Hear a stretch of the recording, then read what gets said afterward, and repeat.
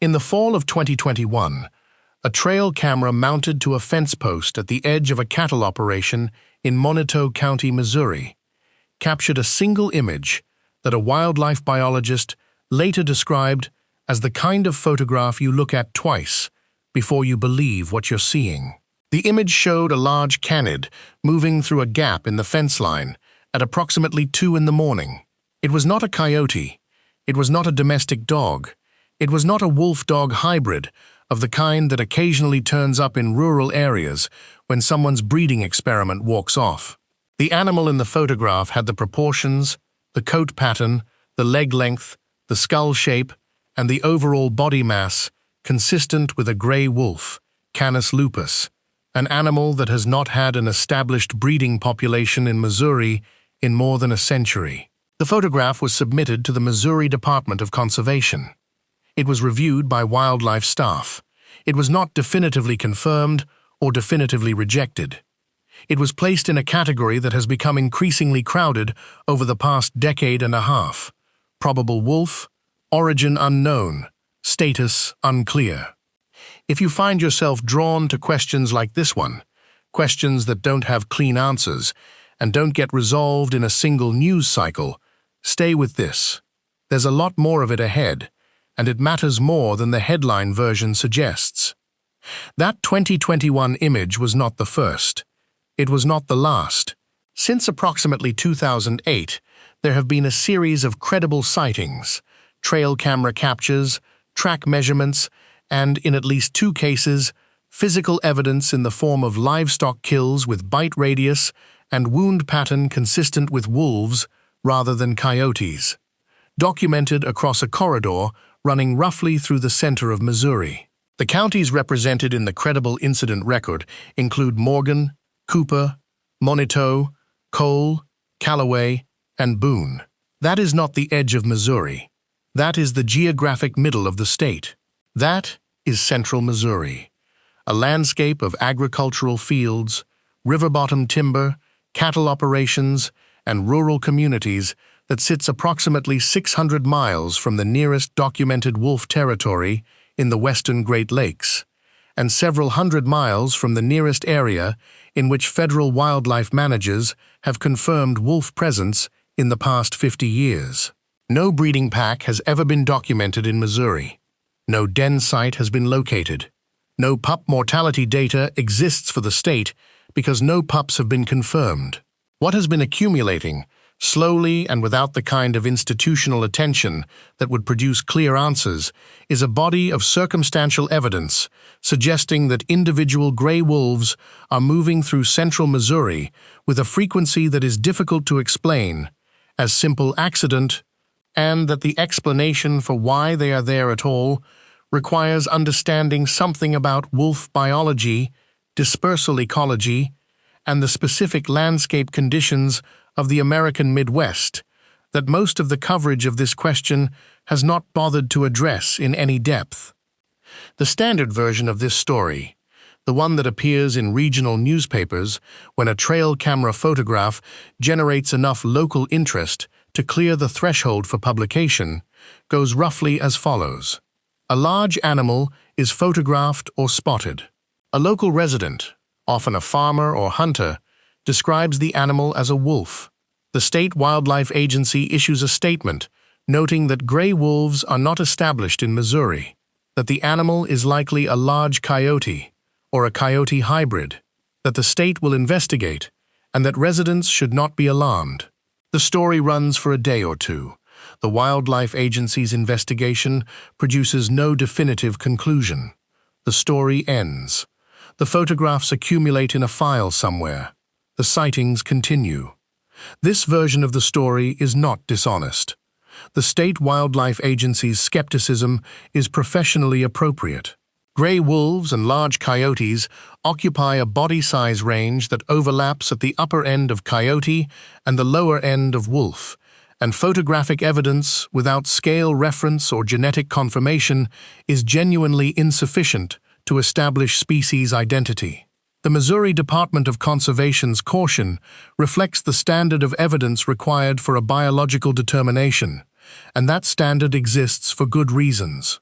But the standard version of the story leaves out the part that makes this genuinely interesting, which is the ecological context that makes wolf presence in central Missouri not only plausible, but, in the view of several researchers who study large carnivore dispersal, actually predictable given what we know about how wolves move across landscapes.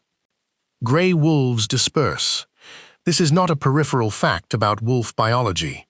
It is central to how the species functions ecologically, how it colonizes new territory, and how it has managed to reappear in landscapes from which it was extirpated decades earlier. Wolf dispersal is the movement of individual animals, typically young adults between 1 and 3 years of age, away from the pack in which they were born, across distances that can be extraordinary by any measure of large mammal movement. The documented dispersal record for gray wolves in North America contains some of the most remarkable long-distance movement data ever collected for a terrestrial predator. Individual wolves fitted with GPS collars in the northern Rocky Mountain population have been tracked traveling distances exceeding 1,000 miles over the course of weeks to months. OR7, a male wolf that dispersed from a pack in northeastern Oregon in 2011, traveled south into California, became the first confirmed wolf in that state in nearly 90 years, then returned north, eventually establishing a new pack in southern Oregon.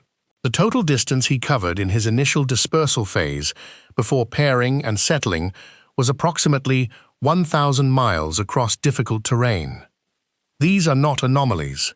They are the expression of a behavioral drive that is, in wolves, among the strongest and most consistent documented in any North American carnivore.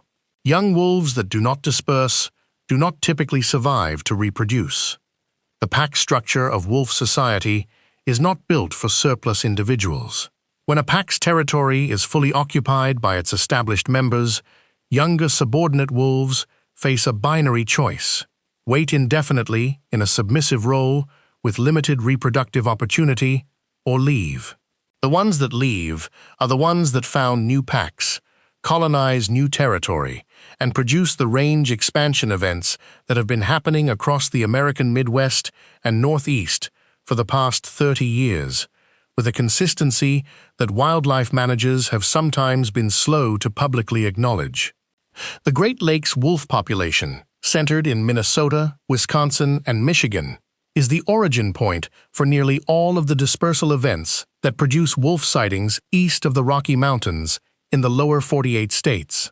The Minnesota wolf population has been estimated at between 2,000 and 3,000 animals, making it the largest wolf population outside Alaska in the contiguous United States. It is also a population that has been growing, recovering from the historic persecution that reduced it to a remnant in the northern part of the state by the mid-20th century. And that growth has been producing dispersing individuals in increasing numbers since the 1990s. Wolves from Minnesota have established packs in Wisconsin. Wolves from Wisconsin have established packs in Michigan's Upper Peninsula. Individual dispersers from the Great Lakes population have been documented in Iowa, Illinois, Indiana, and Kentucky. All of these states lack established wolf populations. None of them have habitat that wildlife managers would traditionally describe as primary wolf territory. All of them have been visited by dispersing individuals from the Great Lakes population, and the documented occurrences in those states have increased in frequency as the source population has grown. Missouri sits directly south of Iowa. The Missouri River, which constitutes the state's northern boundary, is a significant geographic feature, but is not an impassable barrier to wolves. Wolves cross rivers routinely. The dispersal literature contains numerous examples of wolves crossing major rivers and bodies of water without apparent difficulty.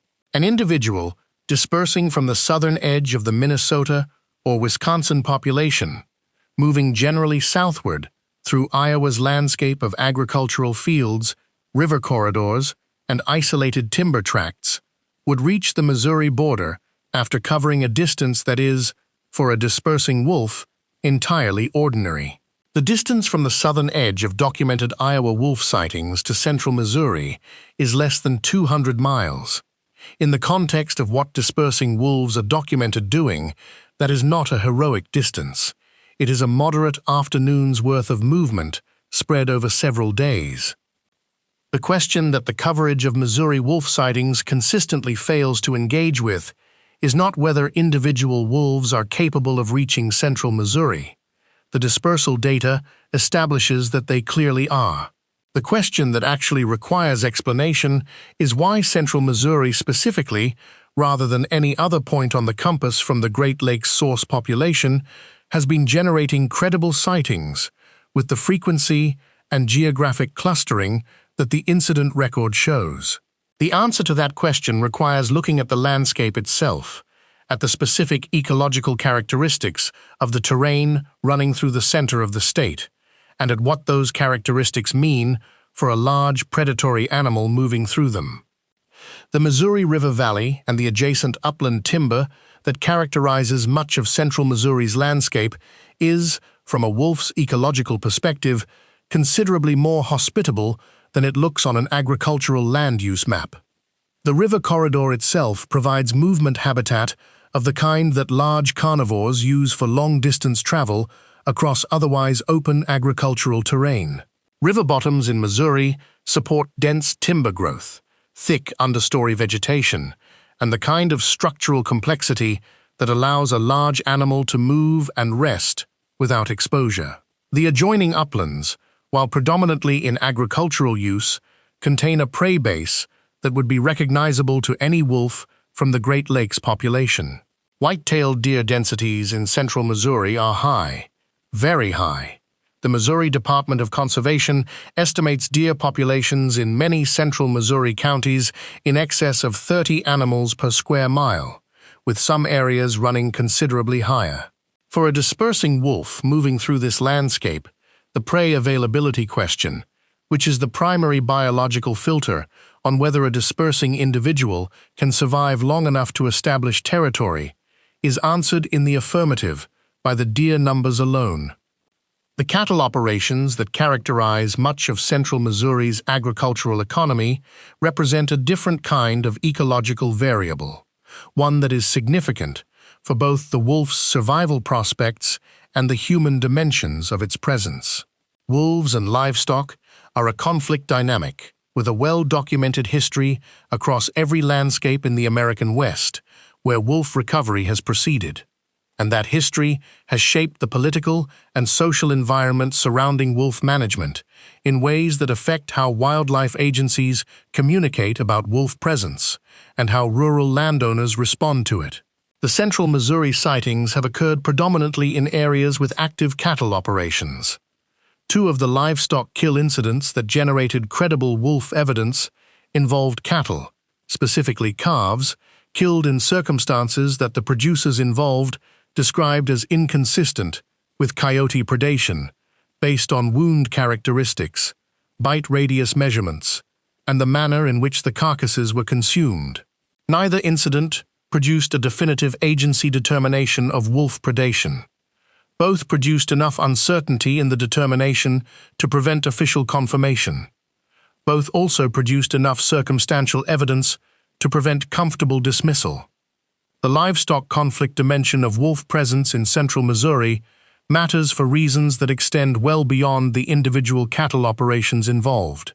The political economy of wolf management in the United States is profoundly shaped by the livestock industry's historical and ongoing opposition to wolf recovery, and that opposition is not irrational from the perspective of producers who bear direct economic costs when wolves kill livestock. Federal compensation programs for wolf-caused livestock losses exist in states with established wolf populations, but Missouri has no established wolf population, which means no compensation framework, which means that a cattle producer in Montague County who loses a calf to a wolf in the current legal and regulatory environment has no institutional mechanism for recovery. The absence of a compensation framework is not a bureaucratic oversight.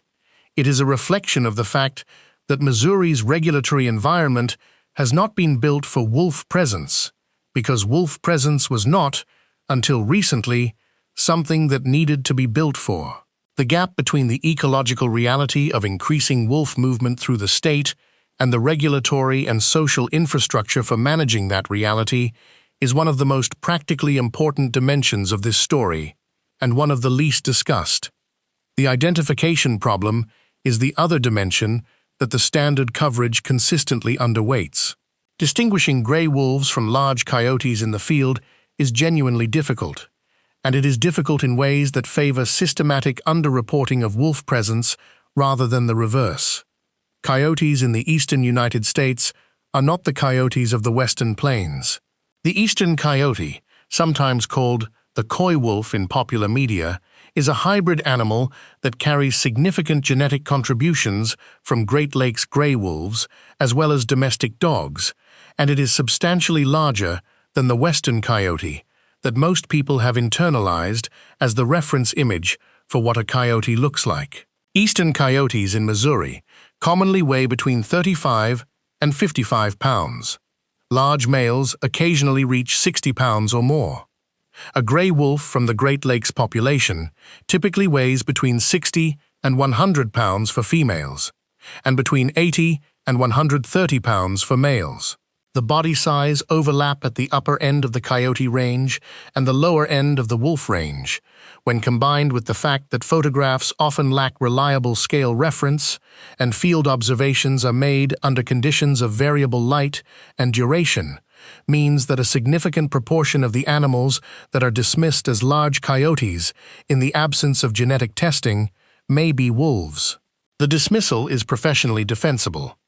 It is also, given the dispersal data and the landscape characteristics of central Missouri, potentially systematically wrong in a proportion of cases that the incident record cannot currently quantify. Genetic testing is the gold standard for species determination when physical samples are available. Scat, hair, blood, or tissue from a confirmed kill site can be analyzed to produce a definitive species determination, and, with sufficient reference databases, a population of origin determination that can tell you not just that an animal was a wolf, but approximately where, in the broader wolf population, it originated. The genetic testing record for the central Missouri area is thin, not because samples have not been available, but because the chain of events required to convert a credible sighting into a submitted and processed genetic sample involves multiple steps, each of which has a significant failure rate. A landowner or hunter who finds wolf scat or a suspected wolf kill must first recognize it as potentially significant, then contact the appropriate wildlife agency, then allow agency personnel to collect samples, then wait for analysis in a laboratory system that is not resourced for rapid turnaround on speculative samples. The result is a sample collection rate that almost certainly dramatically underrepresents the true frequency of wolf presence, and a genetic confirmation rate that reflects the sample collection rate rather than the underlying occurrence rate. The two confirmed genetic detections of gray wolves in Missouri that are part of the public record are worth examining individually because they are, in the context of everything else in the incident record, not isolated anomalies. They are the visible portion of a pattern whose full extent the available evidence does not allow us to measure. The first confirmed detection came from a road-killed animal recovered in 2010 in a county in the western part of the state. The animal was initially logged as a large coyote by the responding officer. Photographs taken at the scene were later reviewed by a wolf specialist who flagged the morphology as inconsistent with coyote and consistent with wolf. A tissue sample was eventually processed, and the genetic analysis confirmed gray wolf, Canis lupus, with markers consistent with Great Lakes wolf population ancestry. The animal had been dead for several days when it was recovered. Its last movements could not be reconstructed. It had produced no incident reports, no documented sightings, no livestock depredations that were definitively linked to it. It had moved through whatever Missouri landscape it had occupied invisibly and had been killed by a vehicle before anyone formally documented its presence. The second confirmed detection came from a trail camera photograph of sufficient quality that it was submitted to a federal wildlife genetics program for morphometric analysis alongside a hair sample collected from a fence crossing the animal had used. The morphometric analysis rated the probability of wolf at greater than 90%. The genetic analysis of the hair confirmed gray wolf. The animal was photographed multiple times over a period of approximately 6 weeks before the camera stopped recording evidence of its presence. Whether it continued through the area, was killed, or returned to a more northerly territory is unknown. It was never seen by a human observer during the period it was documented by the camera. It had clearly been using the area as part of a routine movement pattern during those 6 weeks, which implies a level of territorial familiarity inconsistent with a single transient pass-through. 6 weeks of documented presence in a specific area by a confirmed wolf is not a dispersing animal blowing through. It is an animal assessing territory. The territorial assessment question is where the central Missouri wolf situation becomes genuinely significant in a way that goes beyond the interesting but relatively bounded question of whether individual dispersers occasionally pass through the state. The biological precondition for pack formation is not simply the presence of wolves. It is the presence of wolves of reproductive age and opposite sex who remain in geographic proximity long enough to form a pair bond and identify suitable territory. This has happened repeatedly in landscapes that were considered outside the plausible range of wolf recovery until the moment it happened there. Wisconsin's wolf population was non-existent in the early 1970s and is now numbered in the hundreds.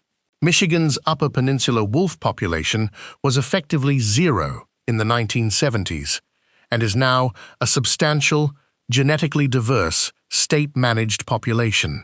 Oregon's wolf recovery began with a single confirmed male disperser from the Idaho population in 2008 and produced a breeding pack within 3 years. The pattern is consistent. A landscape that the prevailing management assumption holds to be outside credible wolf recovery range receives a series of individual dispersers, which are dismissed as oddities, until a pair bond forms and a den is established, and the assumption is rendered obsolete by a biological event that was, in retrospect, predictable.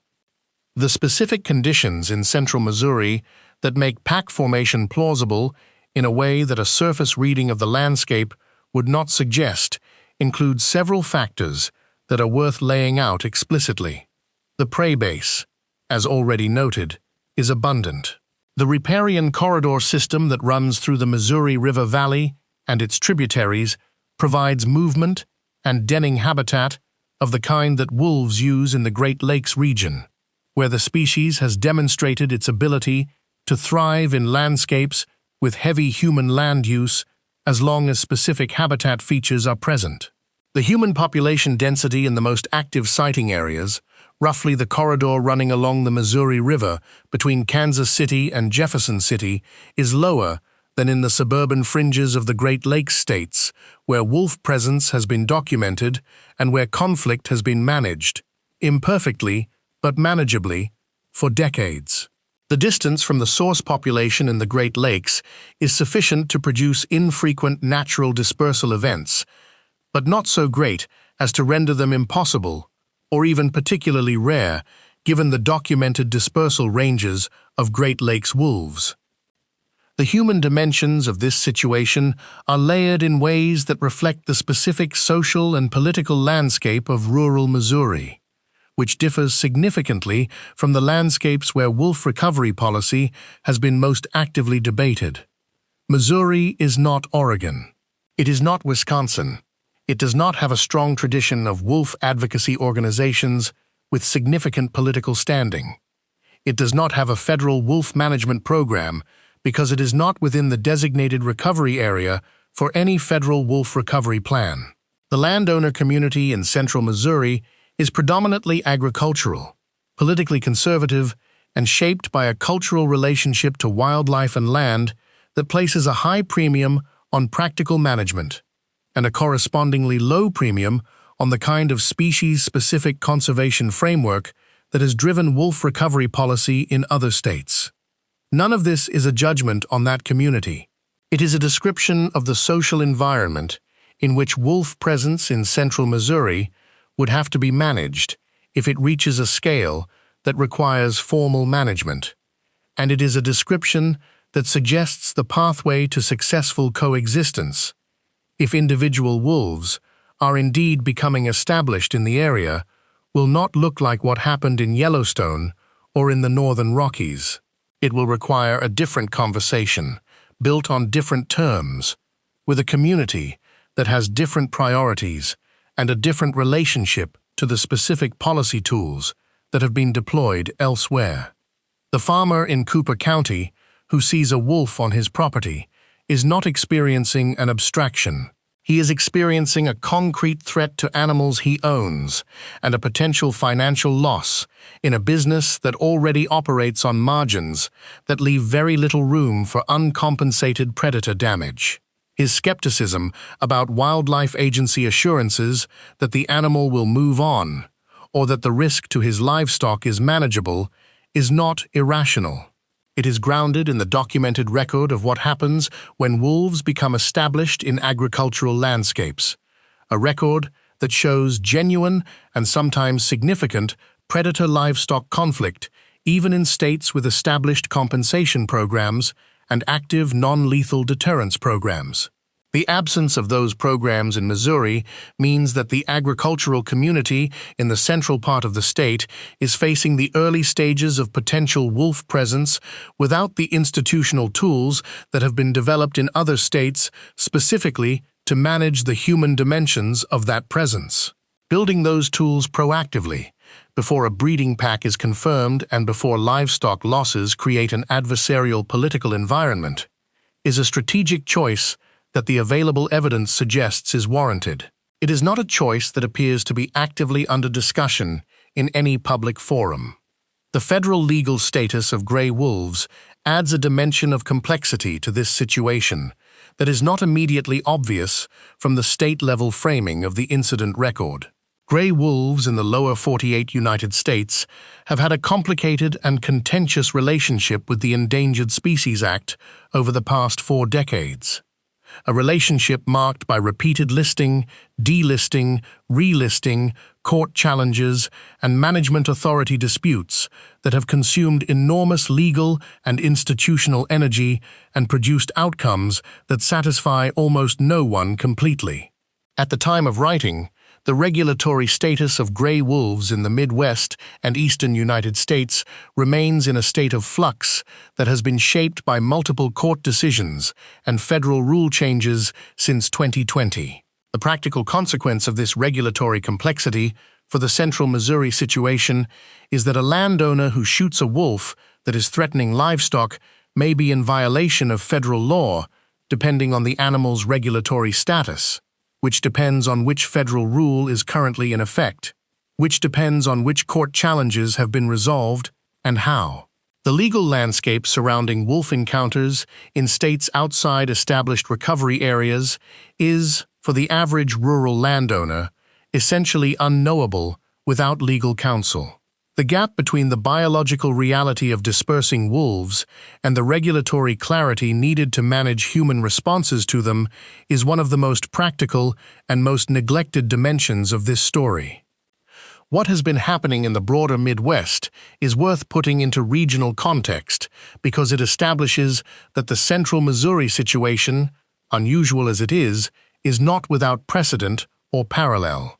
Iowa has documented wolf presence through confirmed genetic samples and trail camera photographs in at least a dozen incidents since 2002.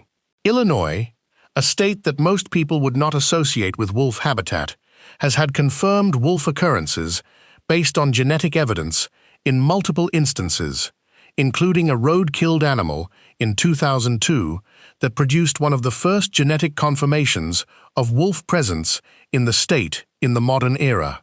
Indiana has had confirmed wolf sightings. Kentucky has had credible reports. None of these states have breeding populations. None of them are within federal wolf recovery zones. All of them are within the dispersal range of the expanding Great Lakes population, and the frequency of confirmed incidents in all of them has been increasing as the source population continues to grow. The trajectory is consistent across states and years. The question is not whether wolves are moving through the Midwest. The evidence establishes that they are. The question is, what happens next, and whether the management frameworks, the social conversations, and the regulatory tools needed to handle what comes next are being built at a pace that can match the biological reality unfolding in landscapes from Minnesota to Missouri and beyond. The deer ecology of central Missouri is relevant in a way that goes beyond simply noting that prey is available. The white-tailed deer population in Missouri has been managed under a harvest framework that has, over several decades, maintained densities that are high enough in many areas to cause significant ecological effects. Overabundant deer populations in Missouri's river corridor counties have been associated with browse damage to timber regeneration, agricultural crop losses, and vehicle collisions, at rates that impose real economic costs on the communities involved. The Missouri Department of Conservation has invested heavily in public education campaigns about deer population management and in hunting license frameworks designed to keep harvest rates at levels that hold population growth in check. The effectiveness of those frameworks varies by county and by land access conditions, and in areas where hunting access is limited, deer populations have continued to grow. A wolf presence, even an episodic one, involving individual dispersers rather than an established pack, in a landscape with these deer densities would not produce prey limitation for the wolves. It might, over time and at sufficient density, produce measurable effects on deer population dynamics in the specific areas of highest wolf activity. Whether that would be regarded as ecologically desirable or practically problematic by the human communities involved would depend entirely on the framing of the conversation and who is doing the talking.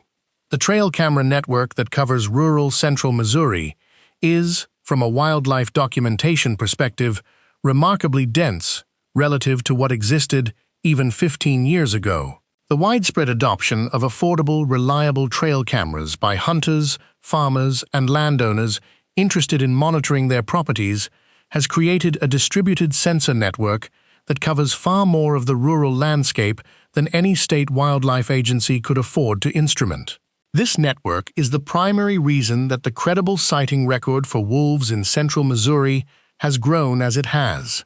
Animals that would have been seen by a single landowner and reported verbally, if at all, are now being documented photographically by automated cameras operating continuously in weather conditions and at times of night when human observation would be impossible. The resulting image record is imperfect in the ways already noted: scale reference, image resolution, lighting conditions, but it is vastly better than what was available in previous decades. The practical implication is that wolf movements through central Missouri that would have been invisible to formal documentation 30 years ago are now being captured at a rate that, while still representing a small fraction of actual animal movements, is sufficient to reveal the pattern that the accumulating record shows. The hunter community in central Missouri represents a human population with both a stake in the wolf question and a direct observational capacity that is not replicated by any other group. Hunters in the central Missouri River Corridor counties spend more time in wolf-compatible habitat, at times of day when wolves are most active, than virtually any other category of outdoor recreationist. They are experienced observers of wildlife who are capable of distinguishing unusual animal behavior or morphology from the familiar baseline of their regular hunting experience. The informal reports from the hunter community about large canid observations in central Missouri, reports that circulate through hunting clubs, online forums, and word-of-mouth networks without reaching formal documentation, paint a picture of wolf-like animal observations that is consistent in geographic distribution and temporal frequency with the formal incident record, and that extends it substantially in both dimensions. Hunters in this community are, in general, not inclined to interpret a large canid as a wolf out of romantic attachment to the idea of wolf presence. If anything, the cultural disposition runs in the other direction. The fact that multiple experienced hunters in the relevant counties have described, independently and without coordination, encounters with animals that they assessed as wolves rather than coyotes, based on size, gait, coat, and behavior, deserves weight in the overall assessment of what the evidence shows.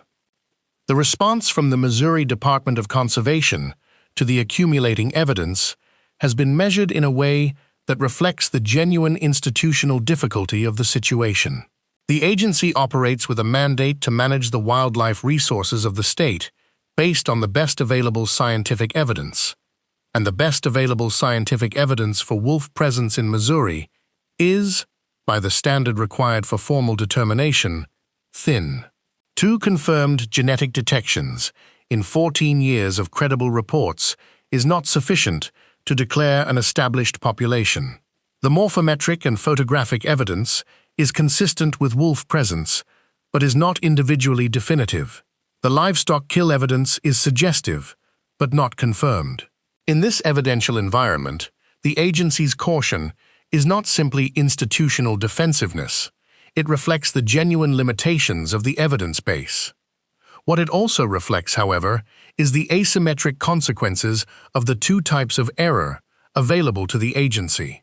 Confirming wolf presence that subsequently cannot be sustained by the evidence would produce political and regulatory consequences that are difficult to manage. Failing to confirm wolf presence that is actually occurring produces a different kind of consequence, one that is ecologically and socially significant, but that unfolds more slowly and less visibly. The agency's incentive structure, like most government wildlife agencies, is better calibrated for the first type of error than the second, and the result is a conservative posture that is professionally defensible, but that may be systematically understating the significance of what the evidence shows. The comparison to wolf recovery timelines in other states is instructive about what the current moment in central Missouri might represent. In Wisconsin, the documented transition from individual dispersing wolves to breeding pairs to established pack territories occurred over a period of roughly a decade, beginning in the late 1970s. In Michigan's Upper Peninsula, the transition from confirmed individual occurrences to established pack structure took approximately the same duration. In Oregon, the timeline was compressed, from first confirmed individual to first breeding pack in under 3 years, reflecting the younger source population and the greater dispersal density of the period. The specific timeline in any given landscape is a function of several variables: the frequency of dispersal events producing individuals in the area, the availability of mates, the suitability of denning and hunting territory, and the rate of mortality from vehicle strikes, shooting, and other human-caused mortality sources. Central Missouri's trajectory, from the first credible reports around 2008 to the current accumulation of evidence in 2024, places it at approximately 16 years of documented potential wolf presence without a confirmed breeding event. That is longer than the Wisconsin or Michigan transitions, but not impossibly so, given the greater distance from the source population and the different landscape context. It is also a trajectory that is still moving forward, rather than having stabilized or reversed.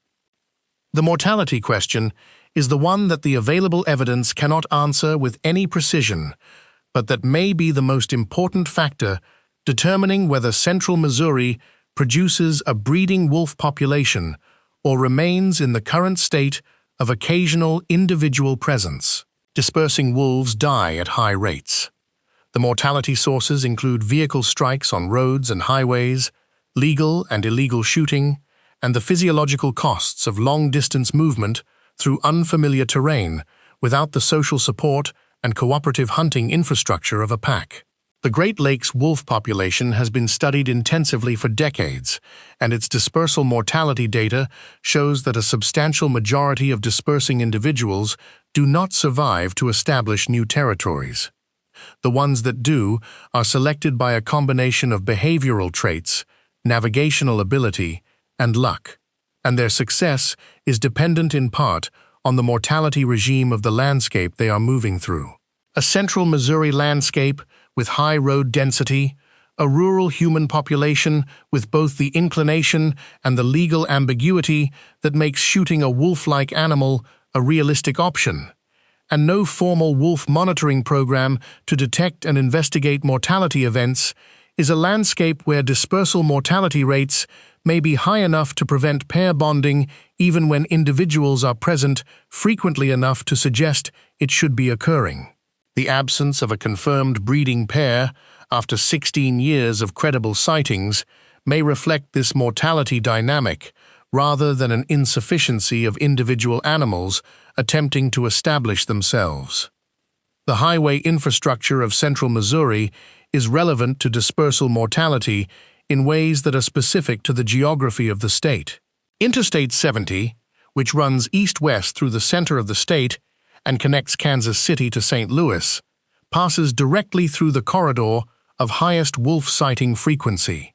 It carries heavy traffic at all hours, including the nocturnal hours, when wolves are most active.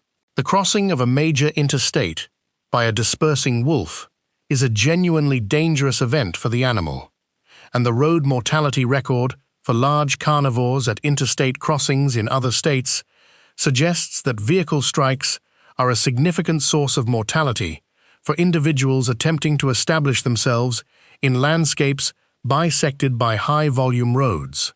If dispersing wolves reaching central Missouri from the north are dying at rates that exceed their replacement by new dispersers, the population in the area would remain perpetually at the level of individual occasional animals without accumulating toward breeding density. This is a plausible explanation for the current pattern, but it is not the only plausible explanation, and it is not demonstrably correct with the evidence currently available. The social carrying capacity question, a term used by wildlife managers to describe the maximum level of predator presence that the human community in a given area can tolerate without producing political backlash that results in management interventions, is one that has never been formally assessed for Missouri and that is likely to be the binding constraint on wolf recovery in the state if biological conditions allow it to proceed. The social carrying capacity for wolves in Minnesota, the most wolf-experienced state in the country, has been extensively studied and debated and is understood to vary dramatically between rural agricultural communities where direct human-wolf conflict occurs and urban and suburban communities where wolves are present only as an abstraction and where conservation-oriented attitudes dominate. In Missouri, the social carrying capacity for wolves in the rural communities where wolf presence has been documented is almost certainly lower than in Minnesota, for the reasons already noted: no compensation framework, no historical experience managing wolf-livestock conflict, a cultural orientation toward wildlife management that emphasizes practical harvest over predator conservation, and a political environment that gives agricultural interests significant influence over wildlife policy. Whether that social carrying capacity could be increased by proactive engagement, education, and the development of institutional tools for managing conflict before it becomes adversarial is the question that no one appears to be actively trying to answer. The scientific literature on large carnivore recovery in human-dominated landscapes has, over the past 2 decades, shifted significantly in its assessment of what landscapes can support wolves. The traditional view, shaped by the early Yellowstone recovery and the northern Rocky Mountain focus of federal management, was that wolf recovery required large, relatively remote areas of public land, with minimal human infrastructure. This view has been substantially revised by the European experience and by the Midwestern recovery data. Wolves in Germany, Denmark, the Netherlands, Belgium, and parts of France have established breeding populations in landscapes that are far more heavily human-modified than anything in central Missouri. European gray wolves, which are the same species as North American gray wolves, have demonstrated an ability to persist and reproduce in landscapes dominated by agriculture, crossed by roads, and densely populated by humans, provided that the legal framework protects them from shooting, that prey is available, and that the human community has been engaged in a process of social negotiation about coexistence that acknowledges the real costs while maintaining the legal protections. The European experience does not transfer directly to rural Missouri. The political, cultural, and institutional contexts are different in ways that matter enormously. But it does challenge the assumption that central Missouri is inherently unsuitable wolf habitat in the way that a physical landscape assessment might suggest. What happens to the deer in a landscape where wolves become established is a question that Missouri deer hunters have every reason to care about, and their perspective on that question is one of the most important factors in the social carrying capacity equation. The evidence from other states with established wolf populations shows that the relationship between wolves and deer is more complex than a simple predation subtraction. Wolves do kill deer. They kill deer at rates that, in areas of high wolf density, can produce measurable declines in local deer populations. They also produce behavioral effects on deer, the so-called ecology of fear, documented extensively by researchers in Yellowstone and in the Great Lakes states, that alter deer distribution and movement patterns in ways that can reduce deer use of certain habitat types and concentrate them in others. The net effect on deer hunting opportunity is highly variable across landscapes and is influenced by the density of the wolf population, the availability of alternative prey, the terrain, and a host of other factors that make simple predictions unreliable. What is clear is that Missouri's deer hunting community, which represents one of the largest and most economically significant wildlife recreation sectors in the state, would have a very direct stake in any management framework developed for wolf presence, and that their engagement would be essential to any successful coexistence arrangement. The gap between what the scientific evidence suggests about wolf presence in central Missouri and what the public conversation has engaged with is substantial, and it is a gap that serves no one's interests well. Landowners and farmers in the relevant counties who are experiencing unexplained livestock losses, observing unfamiliar large canids, and receiving inconclusive responses from wildlife agencies are left without the information and institutional support they need to manage a situation that may be more significant than the official communications imply. The hunting community, whose knowledge base and observational capacity represent an enormous resource for understanding what is actually happening in this landscape, is engaged through informal networks rather than formal monitoring frameworks, producing information that circulates without reaching the institutional record where it could inform management decisions. Wildlife researchers who would like to study the central Missouri situation more rigorously face resource constraints and the challenge of working in a landscape where the target species has not been formally acknowledged to be present in meaningful numbers. The Missouri Department of Conservation, navigating the institutional and political constraints of its environment, is managing a situation that its regulatory framework was not designed for, and for which it has not publicly identified a proactive strategy. The honest assessment of where the central Missouri wolf situation stands in 2024 is this.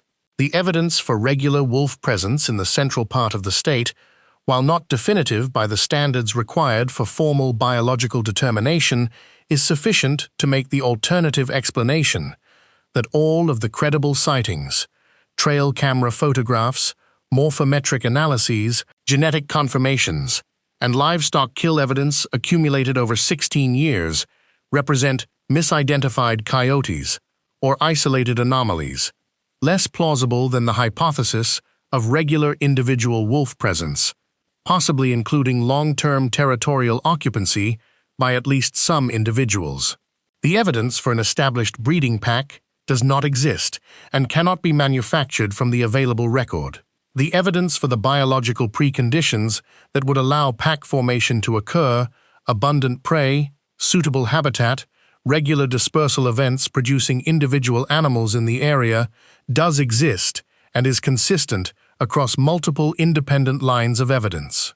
The trajectory of the situation, measured against the documented recovery timelines of wolf populations in other states with comparable or less suitable conditions, suggests that the current period is one in which the management decisions being made, or not made, will have significant consequences for what happens over the next decade.